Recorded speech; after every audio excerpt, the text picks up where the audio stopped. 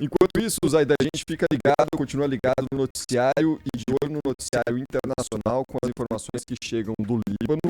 E hoje, movimentação, desde ontem, na verdade, mas que se acentuou hoje, movimentação do Itamaraty a respeito dos brasileiros que foram mortos em meio aos bombardeios israelenses que ocorrem desde o começo da semana no Líbano. Movimento dito ali por Benjamin Netanyahu, que é um movimento contra o Hezbollah, mas a gente sabe que é um ataque cruel contra o Estado libanês. O Márcio Rocha, em Brasília, tem mais detalhes para a gente nesta tarde de quinta-feira. Márcio, boa tarde para você. Boa tarde, Cris. Boa tarde, Zaidan. Boa tarde a todo mundo que nos acompanha. A gente tem a informação aqui de Brasília que mais uma brasileira morreu no meio do conflito entre Israel e o Hezbollah lá no Líbano, né? Foi a adolescente, além do adolescente, Ali Kamal Abdallah, que morreu na quarta-feira, ontem. O Palácio do Itamaraty também confirmou a morte de Mirna Haev Nasser, de 16 anos, que é natural de Balneário Camboriú, em Santa Catarina. Ainda existe a suspeita de que o pai dela, quem não teve o nome e a cidadania confirmados, também morreu nesse ataque israelense. Mais cedo, o governo brasileiro divulgou uma nota oficial afirmando ter tomado conhecimento, né, com profundo pesar, da morte no Líbano do adolescente Ali Kamal Abdallah. Ele tinha 15 anos de idade. O menor e o pai dele, de nacionalidade paraguaia, foram atingidos por uma explosão como resultado dos intensos bombardeios aéreos israelenses na região na última segunda-feira. A Embaixada do Brasil em Beirute está prestando assistência aos familiares do menor e o pai do adolescente também faleceu como resultado dessa explosão. O governo brasileiro também emitiu uma nota reiterando a condenação nos mais fortes termos aos contínuos ataques aéreos israelenses contra zonas civis densamente povoadas no Líbano. Isso foi uma nota oficial do governo brasileiro e, por isso, renova o apelo às partes envolvidas para que cessem imediatamente as hostilidades. Os irmãos de Ali, Mohamed e Yara devem voltar ao Brasil ainda nesta quinta-feira, devem chegar à noite, ali por volta de 11h55 da noite, lá em Foz do Iguaçu, no Paraná, que é a cidade onde eles têm familiares. Devem ser recebidos, inclusive, por amigos da família e autoridades municipais. Mais uma vez, a gente lembra que o Ministério das Relações Exteriores também recomendou aos brasileiros que deixassem essa área de conflito. O aeroporto de Beirute continua aberto, mas o governo avalia a necessidade de uma operação de repatriação. Isso ainda está sendo estudado, mas por enquanto ainda não temos novidades em relação a isso. Lembrando que Israel e o grupo Hezbollah têm trocado hostilidades na fronteira entre o Israel e o Líbano desde o início do conflito na faixa de Gaza, que começou no ano passado após o ataque terrorista do Hamas no dia 7 de outubro de 2023. E por isso, Israel intensificou a campanha militar na última semana. Eu volto com vocês. Um abraço. Tchau, tchau. Obrigado, Márcio Rocha, conosco direto de Brasília. Enquanto isso, Zaidan, Israel rejeitou proposta feita por Estados Unidos e França de cessar fogo com o Hezbollah. Trégua que duraria aí 21 dias e os bombardeios continuam e já somam aproximadamente 620 mortes naquela região, Zaidan.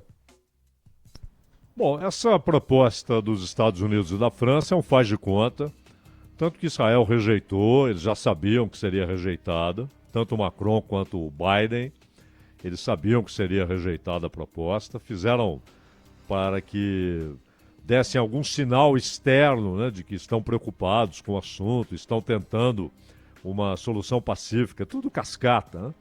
Tudo cascata. Os Estados Unidos estão enfiados até o nariz nessa lama.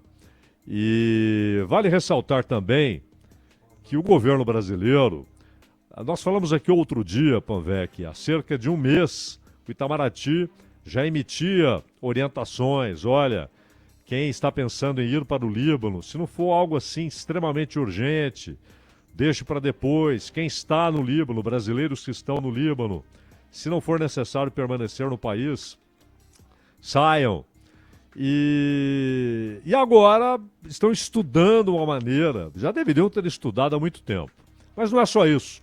O governo brasileiro, e essa é uma decisão que não cabe apenas ao Mauro Vieira, chanceler, mas cabe diretamente ao presidente da República. O Brasil deve imediatamente convocar o embaixador israelense em Brasília para que preste esclarecimentos, deve exigir um pedido de desculpas e apresentação de condolências do governo israelense, porque 2 crianças foram mortas.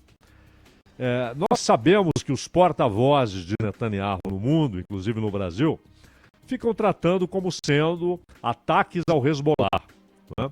E a imprensa reproduz isso, vem um noticiário pronto, até a manchete vem pronta de agências americanas, de jornais americanos, da TV americana. Ataques ao Hezbollah. Não são ataques ao Hezbollah, são ataques ao Líbano. E não são ataques restritos ao sul do Líbano, já ataques no leste, ataques no norte do território libanês, o Vale do Sheba, as montanhas Shufa, a fronteira ali com a Síria, e a capital Beirute. Essa menina que foi assassinada quando atiraram essa bomba por ordem de Netanyahu, essa menina estava em casa, né, um prédio residencial, que foi atingido. E aí sempre que há uma matança, vem, olha, foi eliminado o chefe do comando tal do Hezbollah. Talvez tenha sido, talvez não. Talvez tenha sido o chefe, talvez não fosse apenas um militante, não importa. Mas a conotação que eles tentam dar é de que a morte de civis e de crianças é um efeito colateral. Não é efeito colateral, é um efeito imediato de uma ação indiscriminada. Você sai despejando bombas, você não sabe quem você vai matar. Em áreas residenciais, você não tem a menor ideia se você vai atingir uma pessoa de idade, uma criança. Você não sabe. Ou se é alguém do Hezbollah, ou se não é do Hezbollah. Você atinge prédios residenciais, hospitais, como já aconteceu em Beirute, e aconteceu largamente na faixa de Gaza, e continua acontecendo. Não nos esqueçamos que o massacre em Gaza continua.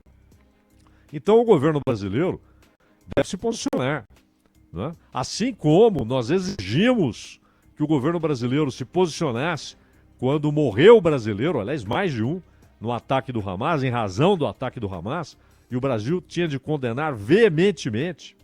Primeiro, pelo princípio, né? Ainda que não houvesse brasileiros, mas havendo brasileiro, passa a ser uma obrigação institucional de falar em nome do povo brasileiro. E agora, da mesma maneira, 2 crianças foram mortas. E o pai de uma delas, o pai da menina, discute-se se ele tem ou não nacionalidade brasileira e tal, mas viveu anos e anos e anos no Brasil. Então nós podemos afirmar que 3 brasileiros, um adulto e 2 crianças, pelo menos 3, morreram por causa desses ataques ordenados por Netanyahu, Povec. Ô Zaidan, aliás, em meio a tudo isso, notícias muito tristes, né? Em um cenário devastador para esses inocentes que estão sendo vítimas desses bombardeios. E em meio a tudo isso, a gente começa a ouvir manifestações por parte de autoridades israelenses, inclusive, de intenção por incursões por terra. É viável, Zaidan, do ponto de vista operacional e o resultado que isso pode provocar em relação ao aumento ainda maior das tensões na região? Povec, o Israel já invadiu o Líbano em 78, invadiu em 81, 82.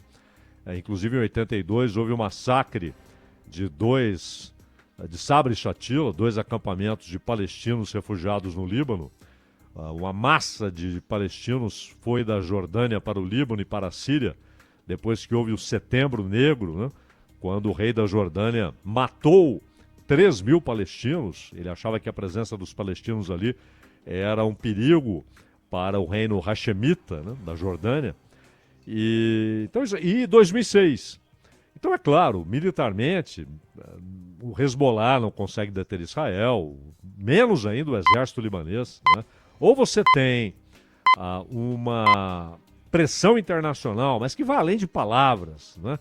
E é óbvio que nenhum país no mundo tem a influência, o poder de mudar decisões do governo israelense como os Estados Unidos. Talvez seja o único que detém esse poder, né? Porque é o grande fornecedor de armas, de apoio político, de vetos na ONU contra resoluções que são contrárias aos interesses de Israel, resoluções que condenam Israel. Os Estados Unidos são um aliado primordial, fundamental, essencial para o governo israelense. E o Netanyahu quer guerra, porque o fim desses confrontos não só encontrará uma sociedade israelense cansada, esgotada, mas profundamente magoada e decepcionada com o governo Netanyahu. E ele sabe que assim que ele deixar o poder, ele tem um enorme risco de ser preso. Os processos contra Netanyahu, que nada tem a ver com as guerras, são anteriores, mas eles estão suspensos porque ele é o primeiro-ministro. Por isso até ele fez aquele ataque com mudanças, fazendo reformas no judiciário israelense, para tentar reduzir os riscos de ele ser preso. E mais do que isso, né, ele atende assim às pressões de 4 partidos religiosos que hoje são essenciais para ele ter maioria no Knesset, no parlamento unicameral de Israel, que tem 120 cadeiras. Então, o Netanyahu vai apostar no confronto. E não há nenhum país, com exceção dos Estados Unidos, que consiga deter isso com palavras. Militarmente, o Líbano não tem a menor possibilidade de evitar uma ação terrestre, e o Hezbollah resistirá, matará soldados, mas obviamente não tem capacidade militar para deter Israel.